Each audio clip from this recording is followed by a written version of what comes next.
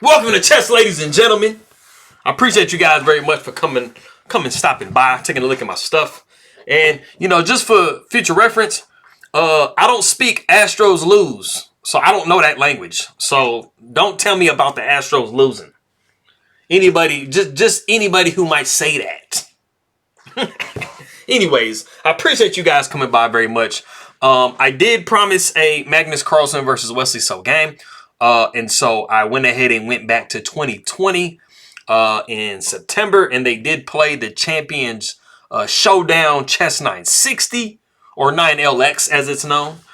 And so we have Magnus Carlsen as white, Wesley So as black, and Wesley So's pretty good in the Chess 960, man. But all of my people in the Philippines, I would say mabuhay hi to you. Masaya Koma Kitty Kang Muli. Appreciate you guys very much for stopping by. Magandang umaga to you. Anybody who is coming from Norway, I would say God Morgan. Tusen tak. Appreciate you guys very much for stopping by. But if you guys are ready to go, let's take a look, see what we have in this game. All right, so we got B3. Now, of course, as you guys know, this is a Chess 960. So the pieces are all jumbled up in case you were unaware.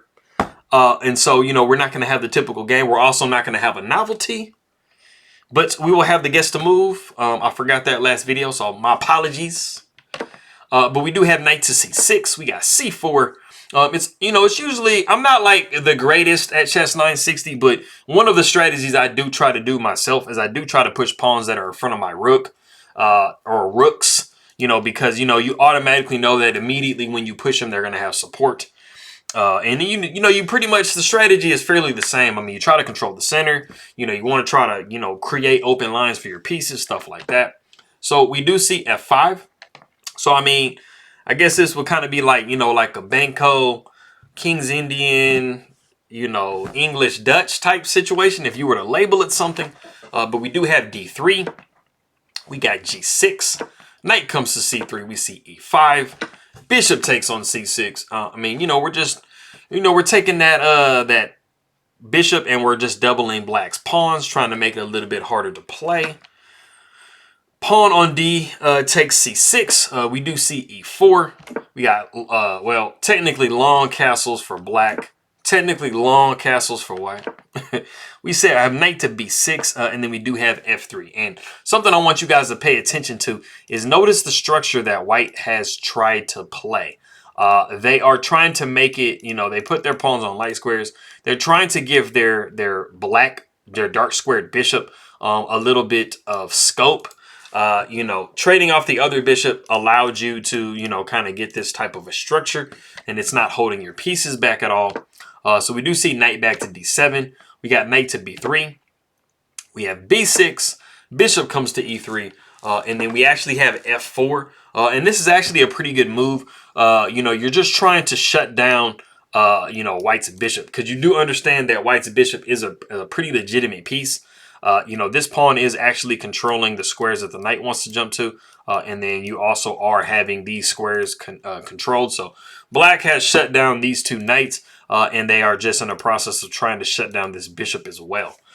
So the bishop does have to back up. So it doesn't have like the dream, case scenario it did before with its openness for its bishop. You do see g5. So this is just super cementing that whole thing. Now, it is unfortunate for your own bishop somewhat. But, you kind of have to give a little bit to get some. So the knight comes down to e2. You see bishop down to f6. So like I said, I mean, this bishop at the moment is kind of just like a tall pawn, just supporting these pawns. Bishop comes to c3. We see a5. King goes over to b1. We see king down to b7. We see a3.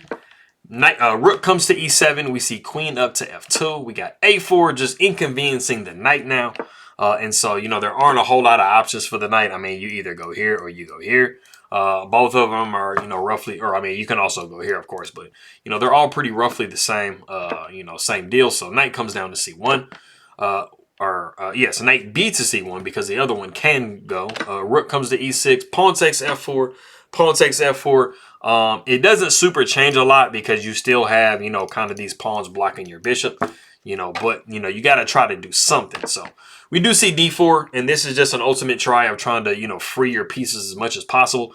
if you can actually trade these pawns off, you can actually probably have a little bit of a square for this knight, and then maybe this knight can follow, and you're just in an effort to try to better your pieces. So pawn takes d4, bishop takes d4, and then we actually see rook to d6. You know, black is not in a hurry to try to trade on this square because it's just going to open things up for white and possibly allow a knight to jump into these squares. So the bishop takes on f6, queen takes f6, rook takes d6. There is actually something that's a little bit unfortunate with rook takes d6. You know, it's... You know, there's two different things. I mean, the first thing automatically is pawn takes d6. And, I mean, you're just helping black kind of like correct their pawn structure. There is also queen taking d6.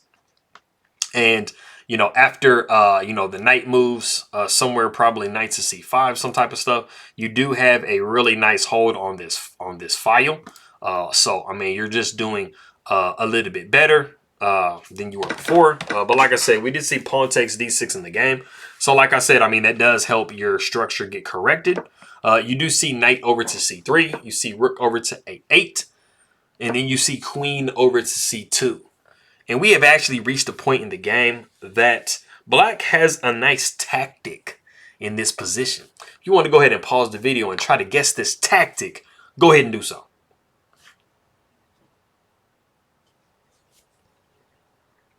Okay, cool. So you might have thought that this tactic was some explosive craziness and stuff like that. And I said that on purpose. If you actually said bishop taking c4 in this position, you actually wouldn't be wrong. It ends up being very similar to what we actually see in the game. So, you know, don't feel bad if you guess bishop takes c4. It's not something that explosive. It's actually kind of a quiet move. And the move is actually knight down to e5. Which you would have noticed once queen came over to c2, they actually deserted both of these pawns. I mean, this pawn was never defended anyway, but it did desert the other pawn that the queen was holding. So knight to e5 is just simply a double attack.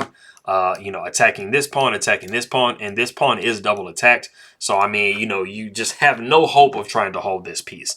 And, you know, you're really kind of hoping that, you know, knight takes h4 or knight takes a4, and then knight takes c4.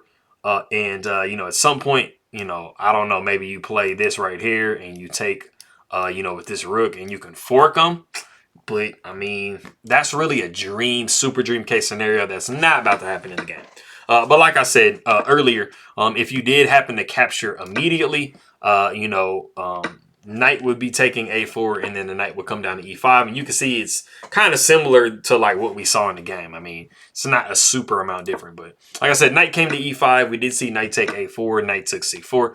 So, I mean, you know, this is what we actually saw in the game. So, I mean, you can see that things are fairly similar. So, it would have pretty much worked out around the same. So, rook did come down to g1. We see queen down to d4. Just attacking this undefended rook at the moment. And so we do see rook down to d1. Queen goes back to e5, or queen goes to e5. And then we actually see rook back to g1. Magnus Carlsen is saying, I really like this move. I want to play it. So Wesley So just says, hey, man, go ahead and do that, man. You can play it if you want to. So the bishop comes down to f7. And then we actually see queen to c3. And this is actually a game-losing blunder.